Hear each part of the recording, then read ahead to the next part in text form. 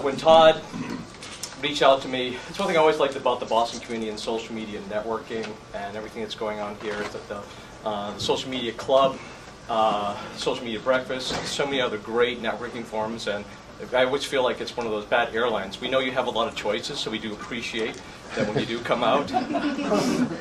So when Todd was thinking about putting this session on together with the Digital Influence Group and some of the other sponsors for this morning session, he's like, but it's the morning time. That's the social media breakfast time. We can't do that. But of course, we got a good relationship. Boston has a great relationship of working with one another and supporting one another. So we said we wanted to do to co-sponsor this. So I just want to say welcome, thanks again, and I want to turn it over to Todd and the great team here and the fantastic panelists that we have this morning, talking about social technologies and how do you choose them. I'm going to learn a lot too. Thanks. Thank you, Todd. So thank you very much. I'll make my introductory comments very, very brief. First of all, hashtag is up here, SMC Boston. Actually, let's add another hashtag. Is there a number? What's 22? 22. So let's do this. SMB22 is the other hashtag, Social Media Breakfast 22. So thank you very much, Bob, for helping to promote this event. Absolutely. And, thank you especially to Digital Influence Group for helping sponsor this event with the great food and the venue. Thank you to the CIC for eventually getting everybody up here through the check-in process. And thanks to all of you for coming here, and I'm not going to stand in front of Scott. I just want to call attention to one, our next event is sold out, so I'm sorry if you haven't gotten onto it yet. But we do have an April tweet up. It's right here, actually in this room, on April 6th. It's a joint event with the AMA Boston. And we've been trying to do a lot of joint events like this. So today is a great example, teaming up with Social Media Breakfast. We'll be teaming up as a social media club with AMA in April. We've got a great event, another event actually that Digital Influence Group and RacePoint are helping us with in May. So stay tuned for that, because that's going to be we're going to have some great guests coming in for that. So look forward to that as well.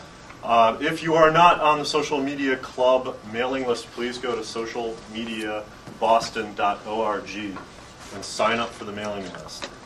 For those of you who are, I do get this a lot, I don't know what the upcoming schedule is. I'm sorry.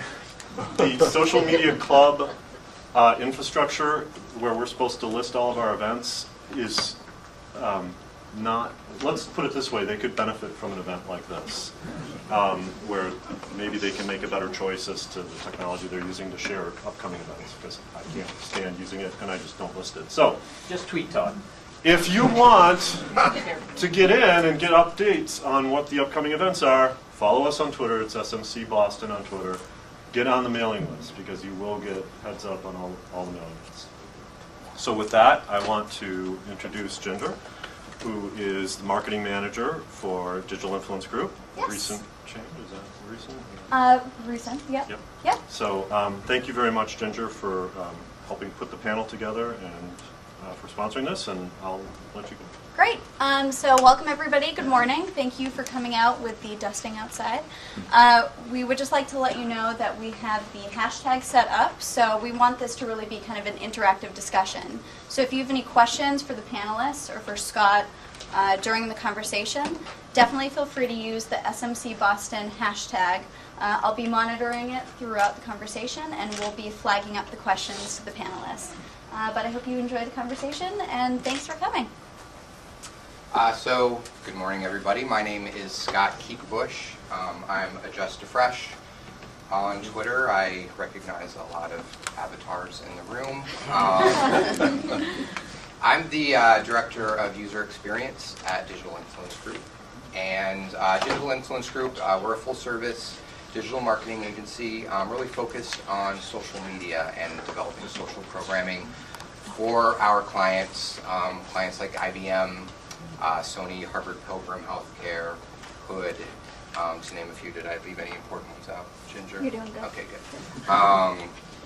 She'd let me know if I had. So We're here to talk about social technologies, and so the real title of this, Evaluating Social Technologies from Chaos to Strategy.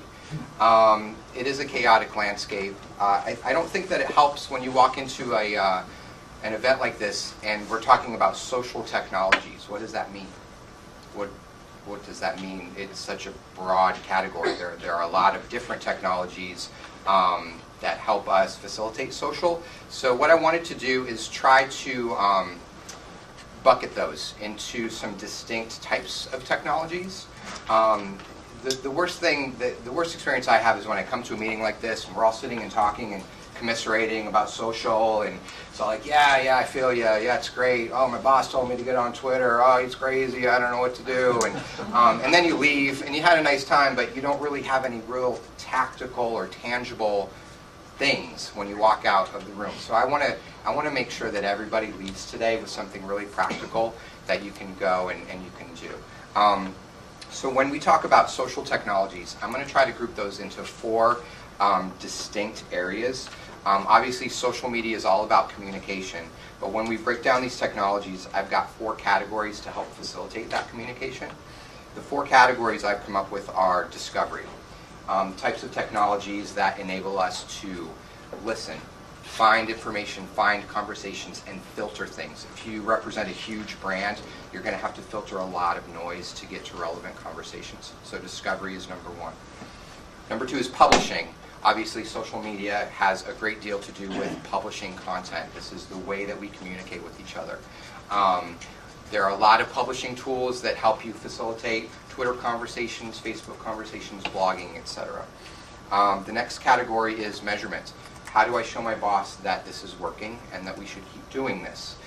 So different types of analytics tools that can help prove any ROI. And then finally, the fourth category is the database.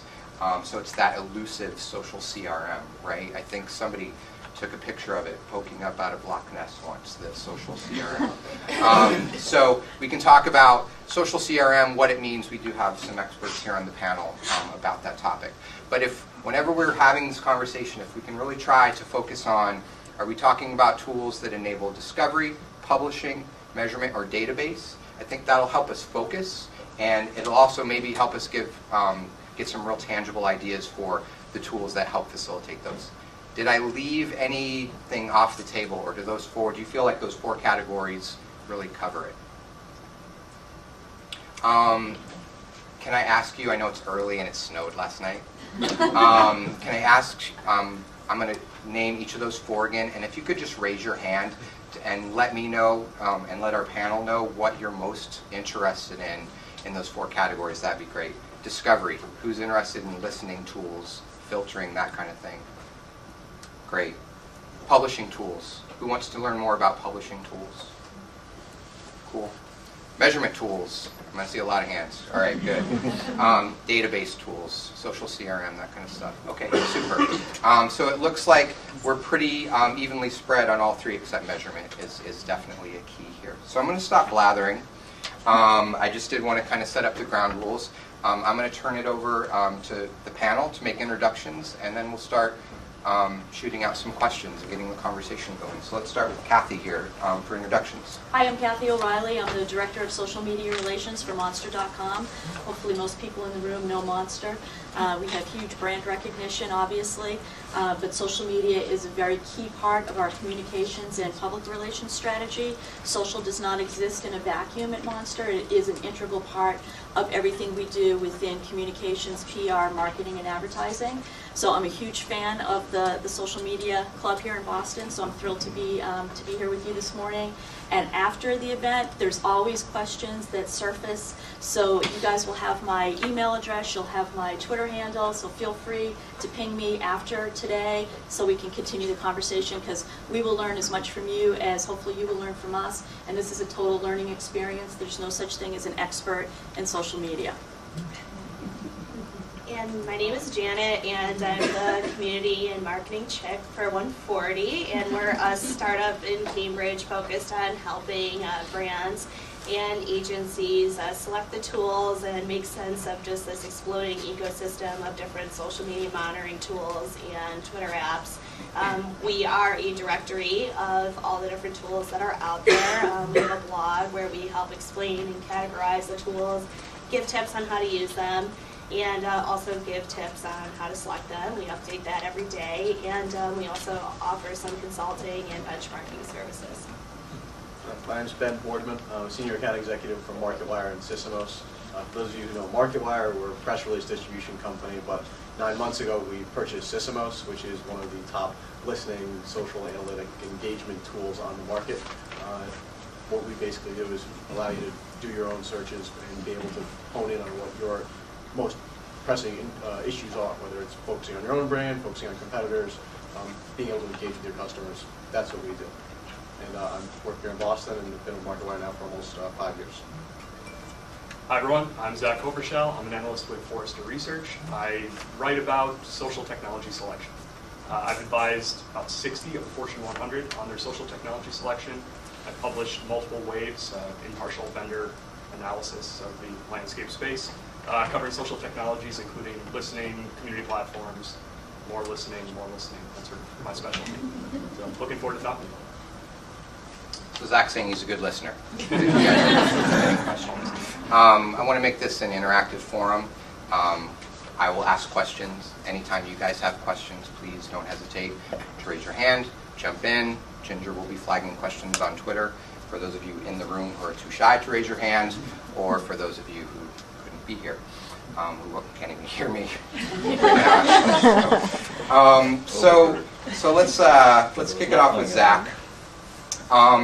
Zach, when you take a look at the landscape, the social technology landscape, can you talk about some of the trends that you're seeing and how effectively brands might be using some of these tools? Sure, yeah. I think one of the funny things about the trends in the space is this segmentation. If we're looking at, there are these kind of tools and these kind of tools and these kind of tools, and then you introduce Sysomos does 3 of those things. I don't know if it's as clear cut as it used to be. It was very simple a few years ago to go find a listening tool, go find a measurement tool, go find an engagement tool. And now all of these things are starting to merge together, and they're through partnerships, through acquisition, through integrations, through building. There are many ways to get at these different technologies, but it's no longer just an a la carte, let's just go find these. And that's happening for a few different reasons, but vendors don't want to leave this on the table. They don't want you to just come for them for one thing, because then they're replaceable. And so from a vendor perspective, it becomes very advantageous to build out as much of this as you can. From a buyer perspective, the big challenge is that, I'll just say it just to get the ball rolling, no vendor does all of these things perfectly. It's not out there. There isn't just go to the store, buy social technology, you're all set. It's not that easy. And so even as the maturity levels range in social media, even if your boss has said, oh, go find us a Twitter, which a lot of people laughed at, so I imagine you've heard that before. Or you actually have a pretty mature social strategy, vendor selection is tough because the tools are changing so quickly. And one you may have had for a while did something before, and now it's adding another thing. And should you consider that incumbent tool, or should you go to a competing vendor? I guess as far as a trend goes in the space, I don't see a lot of loyalty. I see a lot of clients shifting their purchasing through different directions, and every 6 months, maybe looking at a different size of technology, different scale of technology, different direction for technology. But the 2, 3, 4 year social contracts don't exist. They're right now, unfortunately, some are month to month, some are 6 months, a year is about as long as I've seen them. Occasionally, a little longer than that. You sort of alluded to something that's very interesting, which is the whole issue of scale. And so I have one question for all the panelists. The question for all the panelists is, when you're talking, if you could talk about whether you think this is a small company or a large company tool, and then I guess scale to what extent you're automating. So I was wondering if you could just walk us through from scale, from small to big, just give us a picture of what that looks like. Sure. Did everyone in the room hear the question? She was asking about scale, which is a great point. Obviously, these technologies, some might be better suited for an enterprise, some might be better suited for smaller companies based on price, feature set, things like that. So when we're talking about this, we will try to address scale as well. Exactly. Yeah, so I don't want to monopolize the question, but the big challenge back to you is, are we talking scale in technology or scale as a company? I think that there's a distinction, so let me help with the question a bit. So I think that you're better off when you're talking about, because it's really where, how much is the company focusing on social and with what. But I think that people start with something, wherever they are, they start with something like TweetDeck that's easy, and then you try to automate more of the process. And I was just wondering if you could take us through a basic system would have these features, a Cadillac, and what is, what does that look like? Sure, I think we'll get to some of the feature discussion throughout, but I actually, just to put it.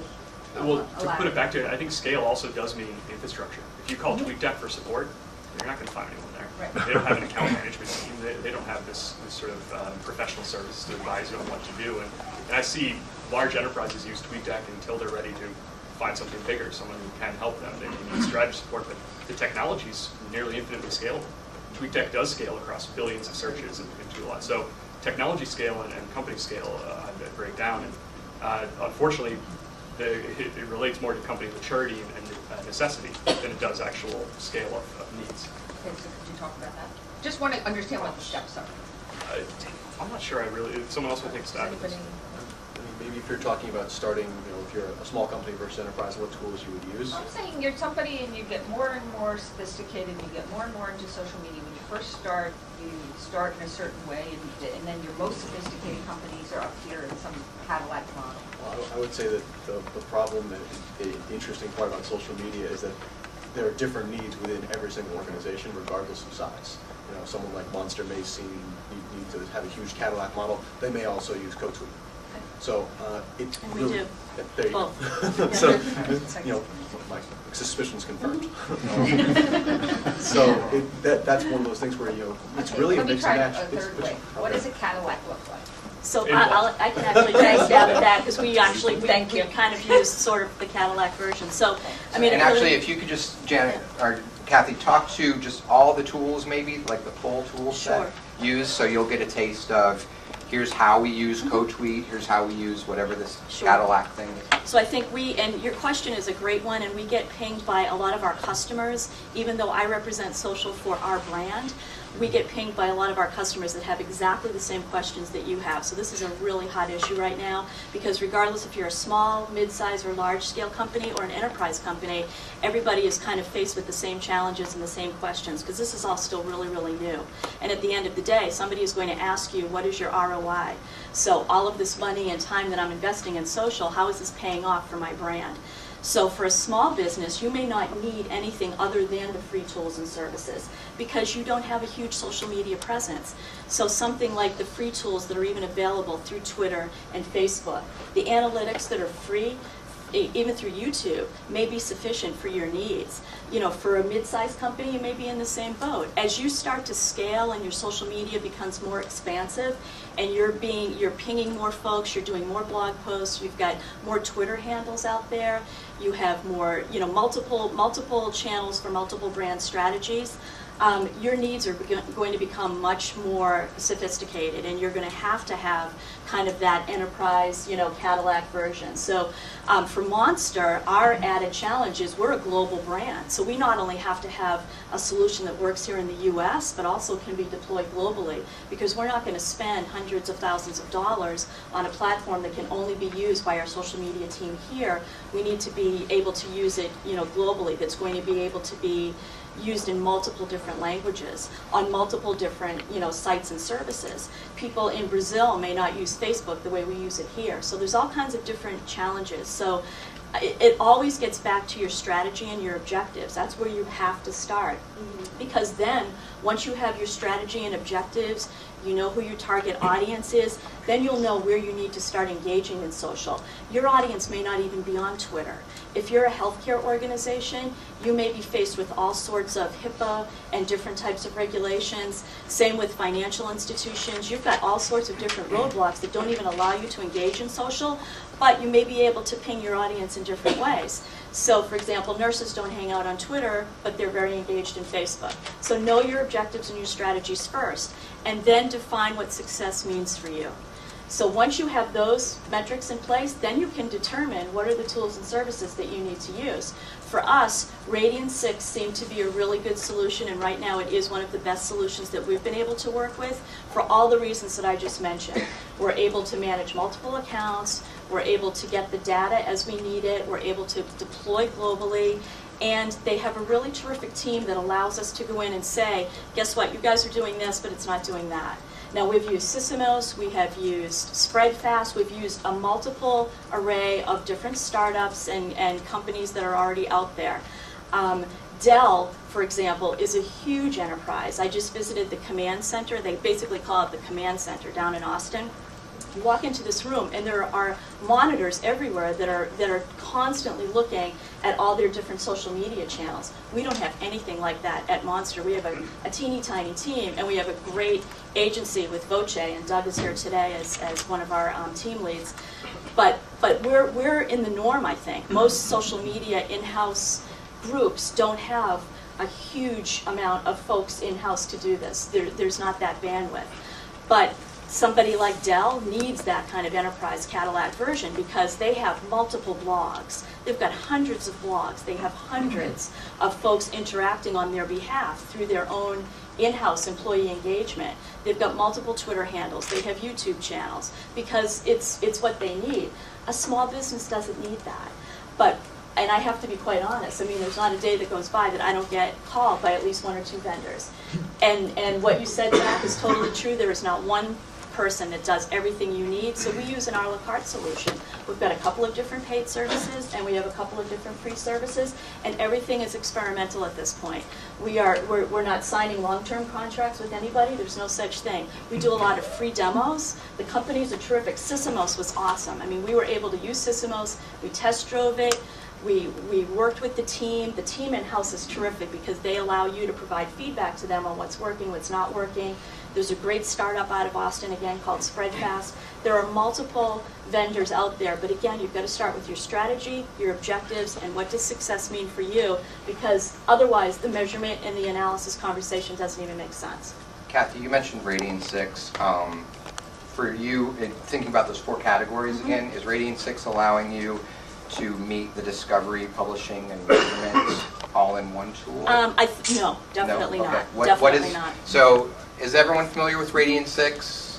Primarily known as a listening tool. Maybe just give a quick description of what it is, how you use it. Sorry, Ben. I'll let you talk. I'm not here. Oh no, and Sysomos is a terrific tool as well. I mean, we're using it on distinct levels. But for us, I mean, Radian 6, and I have to say one of the selling features for us was their CEO, Marcel, was connected with me on LinkedIn, so I was able to provide him feedback all the time. And whenever he saw me on Twitter complaining about something about Radian 6, he immediately pinged me and said, what can we do to help? So this is, again, how the platforms are using social media. So it really allows us to look at influence, look at how our brand is being measured within social. The data that they provide to us is provided in really easy digestible chunks so that I can present nice, fancy, pretty charts that are very simple back to our CEO, so simple that he could read it on his BlackBerry if he had to. It allows us to listen. It allows us to do a little bit of the influencer reach and engagement, but it doesn't do everything. As far as publishing, things like CoTweet and Hootsuite allow us to schedule tweets. They allow us to do much more, on kind of the scheduling and the management side of how we publish. And CoTweet and Hootsuite are now looking at enterprise versions, so there's going to be like CoTweet and Hootsuite Pro. I don't know if anybody in here is using those. We're actually test driving those right now, and I'm working with Doug to see what the value will bring, to Monster. But again, everybody does a little bit of everything. There's not one of these platforms or services that does everything that you need it to do. You've really got to kind of get in, and the only way you're going to know is if you use it. They'll all give you free trials at the beginning because they all want your business. So can you give us an example of, and I'd love to hear a small company example and a large company example. Monster's a great example because everyone's heard of you. Good job. What was something that you were looking for that you called, what's your company? Sysomos. That you called Ben and said, I need a demo of this because we're looking for. Sure. So for us, I guess the easiest way for me to explain it is our ROI is return on involvement. Again, that was our success measure that we determined early on 3 years ago when we started in social. So it's all about our brand. How are we impacting our brand in social? What does our reach look like? And it's beyond fans and followers. You know, what does the engagement look like? And how are we creating, you know, preference and demand for our products and services? And how are we driving traffic? I mean, those were some of the key metrics that we were being based against. So when we talked to a company like Sysomos, and fortunately I didn't have to call them, they called me because they knew that we were engaging in social. All of these companies are very connected. They all have terrific presences. You can reach out to the folks. The account service teams are awesome. There's a lot of touch points. So we said, here are our success metrics. How can you guys help us meet these demands? And again, I think things looking at, you know, being able to track the number of retweets that you have, your numbers of fans and followers, you know, that's an important measure for a lot of companies. It is for us, but it's not the only thing. So beyond that, how can we measure influence? For us, we're using other things like Prime research, which folds into traditional media as well. I think I mentioned early on that Monster's social media and traditional media are integral. They don't exist in a vacuum. So we needed a way to be able to measure that traditional media impact as well. So being able to look at influencer relationships, we use something called Crimson Hexagon, which I'm not sure if any of you have heard of that. It's extremely expensive. It was basically the tool that CNN used when they were looking at how the candidates were being received by the folks that they were approaching during the debates. So when you saw at the bottom of the screen on CNN, when, you know, John McCain would speak, it would be like this. When Barack Obama would speak, it would be like this. So that's Crimson Hexagon. It allows you to look at influencer relationships and how influencers are receiving your brand. That's huge for us because a big part of social media for Monster is how are we moving the dial from job boards are dead to, oh, look at how Monster is evolving, to, oh my gosh, Monster is not a job board anymore. They are a powerful job matching engine. So that's how we view part of our success metric. So when we're talking to companies like Sysomos, Radiant6, Spreadfast, there are multiple companies out there. We tell them what our goals are, how we are determining success, and then they let us know what they can help us with. I want to hear from Janet, because Yeah, I was going to ask Janet. we're hearing about all these companies, right? And I think what Janet does is helps everybody filter out and figure out what's right for me. So Janet, can you weigh in on that? Yeah, like a couple of things I'd like to mention is I think that you said it really great was focusing on your strategy. Like I think that a lot of people can really start out, if you're starting out in social, I would love to see people just start out with TweetDeck and start out with like your search terms and your monitoring. And just start out with monitoring about your industry and set up search terms for your competitor. And one of my favorite things to recommend is start out with like a search term for like your competitor plus the word like suck. Like, you know, like why are people complaining about your industry? Like why are people complaining about your competitor? Like use this for, you know, customer development and like product feedback. And, you know, just start out with a free tool either such as, you know, Seismic, TweetDeck, Hootsuite. You can do that in all of those free tools and like get good at monitoring first and do it for free first and like get good with your strategy first. And like whether you're a small business or you're working at an agency on like, you know, a client for $10K a month, like I think that you can start out with that and then look at your strategy if you're a small business and say, what do I want to do better? Okay, I really want to focus on my local customers. Is there a Twitter client that can help me geo-target better? And yes, there are Twitter clients out there that maybe you haven't even heard of that can help you geo-target better. One of our affiliates, in full disclosure, is called Market Me Suite, and they help you set up search terms for local businesses and help you geo-target better. And so I would rather see people scale up, going back to the question of scale, I would rather see people scale up as a notion of like strategy and do it that way, rather than just being like, oh, okay, yay, my boss is seeing that we're generating leads with social, and we're going to throw $500 a month at the problem. You know, like, don't just scale up because now I have a budget for it. Scale up because, oh, okay, now, like, yeah, we have budget, but let's see, like, how we can actually, like, strategically put money towards it. And another thing is that it's not that, like, Radiant6, like, they are great at what they do, and like we always give them shout outs on the blog, and like I love that they actually, like, if you share a blog post, they will engage with you, like on their Twitter account. They are like such great community builders and everything. I think they do a fantastic job.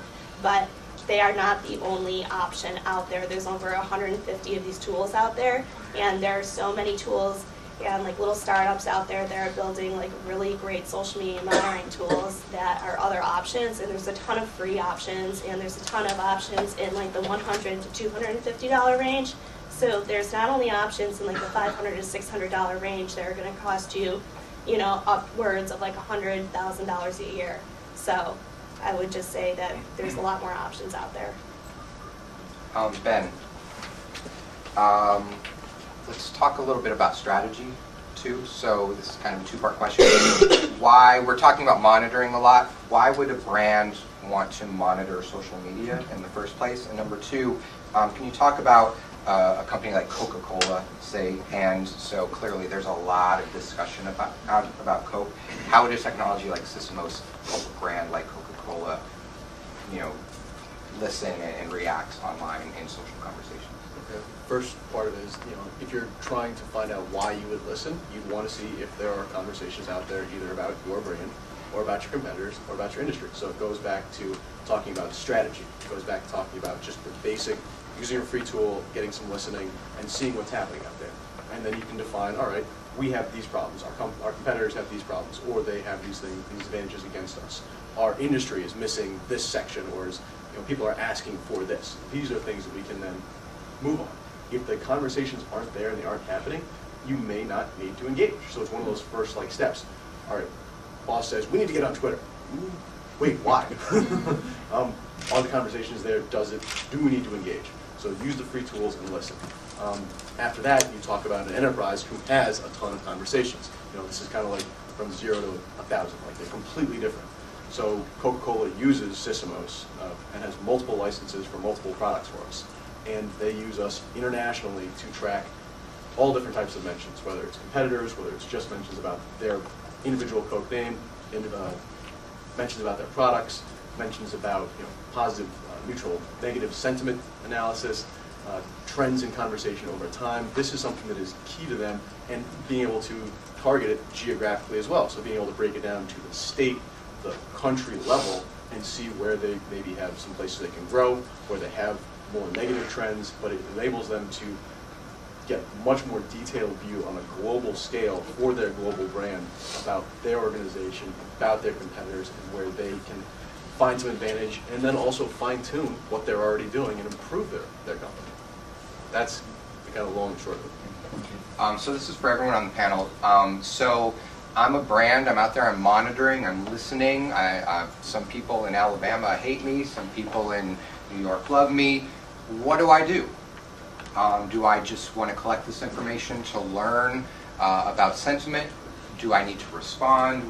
What do I do with this information? I think you should absolutely engage. I mean, like in my personal experience, the people that have been really negative or like angry and like that take the time to complain about it, if you engage them and you just, you know, use a really genuine tone when you engage and not like that corporate, like, I apologize for the inconvenience. Like, just say, like, I'm sorry. Like, pretend that you spilled coffee on their lap. You know, like, they will, like, also be the people that take the time to be like, oh my God, like 140 is the best. And so, like those will be your advocates. So I say, like, engage, and even though, like, you know, you see, like, the tweets, you know, they're out there on record that they're complaining about you or, like, it seems negative, like, it's honest, and that's the way I view social media, is just engage with them. So I would take it a step back though and say, even before you engage, make sure the company knows how to engage and how you want to engage. So if you have like one person on Twitter, you know, having the corporate speak and someone else being really friendly, you get mixed messages in the marketplace. So make sure that you've got internally with your strategy, everybody gets together, everybody, you break down the silos between all the industries, IT, marketing, PR, whatever. Make sure everybody's on the same page. Have somebody lead that charge, because if you don't have somebody leading it internally, you're going to get fragmentation again, and you're going to lose the messaging, and you're going to lose your opportunity. So have a good strategy internally. Make sure that all the silos are broken down. Give somebody a way to, you know, lead the charge, and then go out and engage, build your fan base, get people to stop talking negatively about you, say more positive things. Well, and I would jump on one thing that Ben just said.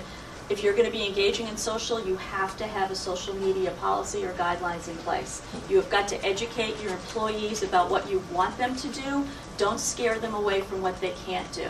But at the end of everything, you cannot criticize them if they don't know what they're supposed to be doing. Your own employees can be your best brand ambassadors, because everybody just wants to know that somebody's listening. So if somebody's complaining about your brand, sometimes all it takes is, oh my gosh, they reached out to me. Even if they can't fix it, at least somebody's listening. But you want to have consistent messaging across the company. You want to have folks in place that know what they're doing. The worst thing that could happen is a PR nightmare and a disaster when you get into, for lack of a better word, a pissing match between one of your employees and somebody on Twitter who has no idea what they're doing, but they felt like they could jump in. Unless you have guidelines and policy in place, and make it really, really simple. And most of you in the room already have that. It's called your employee handbook, right? It's basically how you educate folks when they come on board. It's how you want them to behave on behalf of your brand. You just extend that to social. And it is a privilege for them to engage on behalf of your brand, so make sure that they have the education in place, because they can be your best brand ambassadors. They can help turn those negative conversations around if you let them. You don't want a Chrysler situation. No, totally not. Yeah. Let's go here with your question. Well, one of the things I was interested in finding out is time commitment, because you've mentioned depending on scale where you go, if you're small or if you're large. Just as an example, we work on a conference that happens once a year, and then there might be a couple of small things going on other times of the year. But we want engagement. We want to build people's interest in participating to the point where it actually happens and that type of thing. So, like, how often would you be blogging or tweeting or that type of thing? Is there engagement? So on behalf of a brand, I can speak for kind of our strategy. For our blog, for the publishing content that we share via we have two different audiences. We have the seekers that are coming to Monster looking for a job. We have employers that are using us to help us match them with the right person for the job. So we've got blogs that target those various audiences. We have editorial calendars. We're capitalizing on thought leadership. We're looking at things that are happening in the world right now. Joanna Weiss at the Boston Globe just did a terrific story this morning on flexible work time, allowing people to work outside of the office, beyond telecommuting. As long as they get the work done, it doesn't matter where they work. We will now, I will go back and I'll direct our folks, we're going to write a blog post about this. We're going to tap into an expert in that area. We have multiple folks within Monster. We've got great content. So we have EdCals planned out, but as far as, what are we going to be publishing? How are we going to be engaging via Twitter? What videos are we going to be putting up on YouTube? Using SlideShare. Is everybody here familiar with SlideShare? Okay, SlideShare is awesome. Just totally awesome. As long as your as long as your SEO is in place, you can optimize that and use SlideShare to really boost your rankings. But we do have a strategy in place. Of course, we're not spending 24/7 commenting and reporting back on everything. The other important part of this, and I think you may have mentioned it earlier, is you're not going to be responding to everybody on Twitter. It's not going to help you. If anything, it's going to make your life totally chaotic, because there's not enough hours in the day. You really got to pick your battles, and you've got to really make sure that it's smart engagement, right? It's got to be more productive than activity oriented. So you've got to have your plan in place, and tools like CoTweet. I mean, CoTweet. If CoTweet went down tomorrow, I would be really, really sad, because it allows us to schedule content. It allows us to tweet out things, even webinars. I'm not going to remember that we have a terrific webinar coming up 2 weeks from today, but I can schedule it in CoTweet, and then it's going to go out. I can use those types of services. So again, you've got to have some sort of a calendar in place, but know that social media is totally reactive on some levels. So you've got to be able to drop everything at any moment and be able to jump in there and engage in that conversation. And then also say in categories we would want to appeal to, we would want to appeal to people who would just come and attend.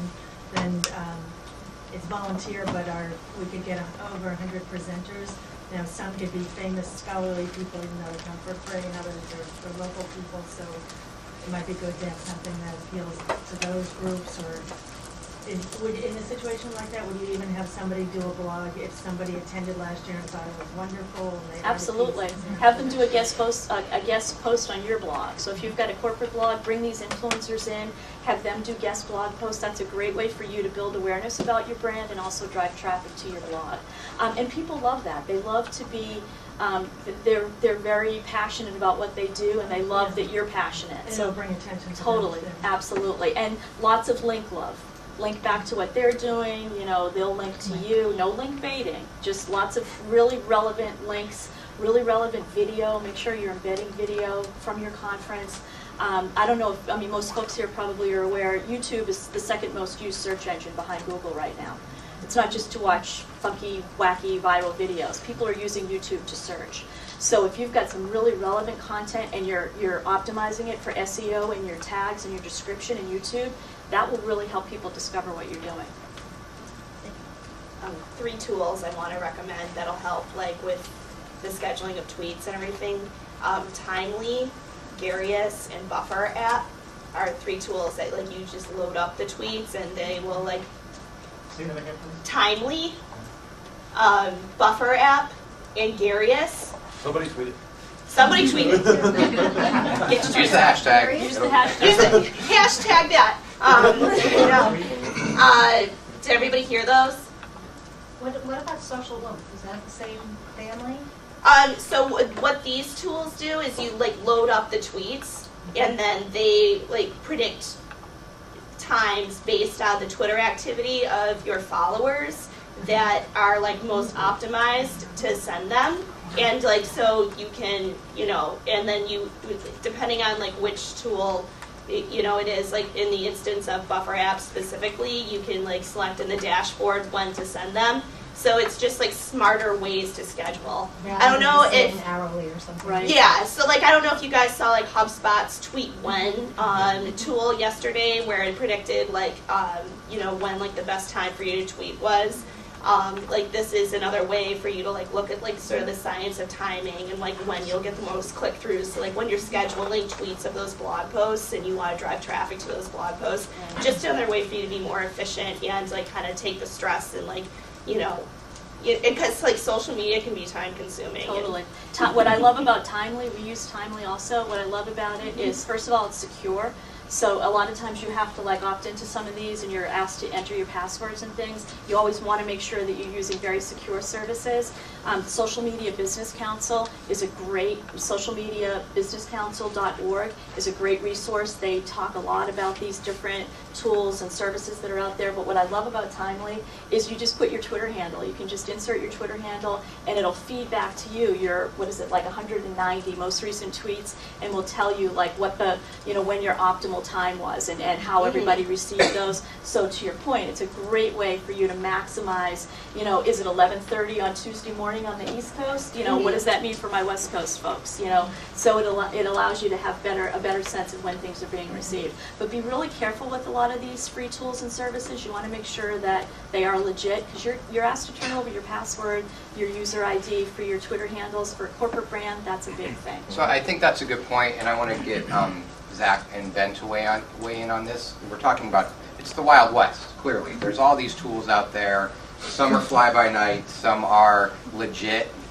You guys, can you talk to maybe some, I think Kathy brings up a great point. You don't want to get invested in a service. I heard someone say, what if CoTweet went down?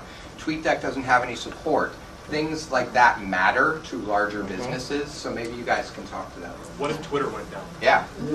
That never happens. Come on. You'll never see that fail ever. I mean even bigger. What if Twitter disappeared? Right. Yeah. What if Salesforce buys Twitter because they think it's going to improve their strategy, everyone leaves to go somewhere else, and all of a sudden we need tools for a whole different channel? This will happen.